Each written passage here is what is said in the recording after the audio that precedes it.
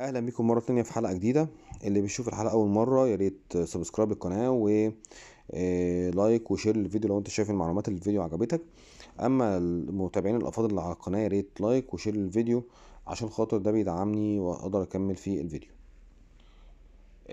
هنتكلم عن موضوع مهم جدا وهو اتسألت عليه اكتر من مره. انا دلوقتي دخلت البنك وخدت دي طبعا تكمله الحلقه اللي انا كنت عملتها قبل كده على موضوع اللي هو الملاحظات المهمه على ورقه الدولار اللي انت ممكن تستلمها من البنك. ازاي لو ازاي تبص على ايه ما يكونش عليها ختام، ما يكونش مكتوب عليها، ما يكونش مقطوعه من الجنب. وكنا ورينا نماذج للموضوع ده في الحلقه، فالمره دي تكمله للحلقه دي، وهسيب لكم لينك الحلقه اللي قبلها في صندوق الوصف عشان خاطر اللي عايز يبص عليها. دلوقتي انا لو حصل وخلاص دخلت البنك وخدت الورقه وجيت حاولت مع البنك تاني والبنك مرضاش ان هو ياخد الورقه ورقه الدولار اللي في ايدي او ورقه العمله اللي في ايدي سواء دولار يورو ايا كان، وقال لي والله انت مش واخدها من عندي والحركات اللي احنا بنسمع عنها دي. طيب اعمل ايه بقى؟ عندي سكتين. اما ان انا اطلع على اقرب صرافه ليا واحاول ان انا من خلال اي في صرافات بتاخد الورقه ده، في صرافات بتاخدها عادي خالص. تمام. تاخد الورقه عادي خالص وتستبدلها ليك وتستبدلها مصري، وساعتها يبقى احنا كده، او تبدل الورقه بورقه تانية لو هو قبل الكلام. طب لو مش قبل ممكن نغيرها بالمصري، نغيرها مصري. تمام كده. ده حل وده حل. مش عايز اغيرها مصري، بتعرض حضرتك على صاحب اللي هو الصرافه ان هو تستبدلها بورقه تانية وتدفع انت الفرق، كانك انت استبدلتها ورجعت تاني اشتريتها تاني. تمام كده. ده المتاح. طيب يعني دي الطريقه التانية. اطلع على اي مكنه بنك، سواء بنك اهلي او بنك مصر او اي مكنه من البنوك اللي هي القطاع الخاص. جرب تحط في مكان فيه استبدال عمله، يعني في مكان بيبقى فيه استبدال عمله. جرب تحط الورقه في المكنه، بتقبلها على فكره باوقات وتستبدلها لك مصري.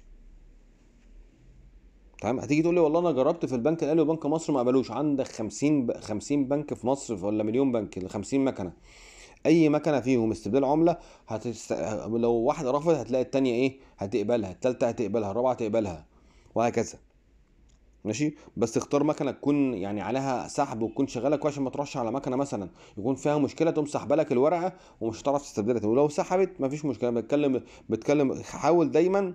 ملحوظه في استبدال الورقه دي بالذات، حاول دايما تستبدل الورقه في مكنه تكون تبع الفرع. يعني ايه؟ ما تستبدلش مثلا إيه، لو في مكنه استبدال في الشارع ما تستخدمهاش في مكن بيبقى موجود مثلا في المول، موجود مثلا في ايه في البنزينات، موجود مثلا في ايه في الاماكن اللي في الشوارع العموميه كده. تلاقي المكنه بطولها كده. لا ما تبلاش الكلام ده. المكنه تكون لازقه في فرع. يعني المكنه تكون هي عباره عن فرع، مثلا فرع مثلا الدقي، فرع مثلا اي فرع شارع شريف، اي فرع من الفروع مثلا اللي موجوده ايا كان لاي بنك. مش بتكلم على بنك معين. البنك يكون الفرع في ظهره المكنه.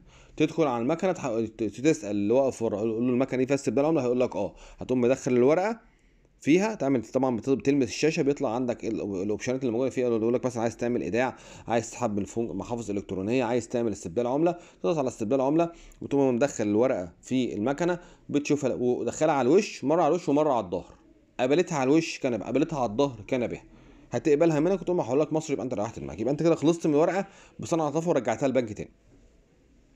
هل في مكان بيقبل؟ اه في مكان بيقبل حتى لو هو مختوم عليه. تمام كده. ده كده احنا كده حاولنا كل المحاولات اللي دول السكتين اللي موجودين، لا اما من عن طريق الصرافه، لا اما عن طريق ايه، لا اما عن طريق البنك تاني. تمام. الخطوه السكه الثالثه ودي بتبقى صعبه شويه طبعا، مش متوفره عند كل الناس. اي حد داخل يعمل مبلغ كبير مثلا ب 10000 دولار، قول له خد الورقه دي لو سمحت حطها لي عندك في الورقه اللي جوه واعملها ايداع في حسابك وبسحبها لي تاني. لو تعرف حد مثلا معرفه عنده حساب بالدولار ومعاه مبلغ كبير هيروح يحطه في البنك، قول له يا باشا خد الورقه دي حطها عندك في النص، وفي نص باكو ولا في نص مثلا باكو مثلا ميات او باكو مثلا خمسينات، حطها في نص الباكو ويدخل على البنك يعمل ايداع للايه، اعمل ايداع للورقه في البنك. لو قبلوها منه كان بها. اوقات في وسط الورق مثلا بتاع الورق مثلا بيقبلوا الحاجه، ما بيبقاش عندهم مشكله. ده لما بقى عميل جايب مبلغ كبير. تمام. قبل ما قبلش خلاص، ويكون حد برضه امين عشان ما حدش يروح مثلا لحد يضحك عليه ياخد منه ال 100 دولار ما خدتش منك حاجه، نطلع من موال نخش في موال تاني. يكون شخص ما مثلا تكون انت بتثق فيه قوي يعني. عندكم 3 طرق اهو قدامكم.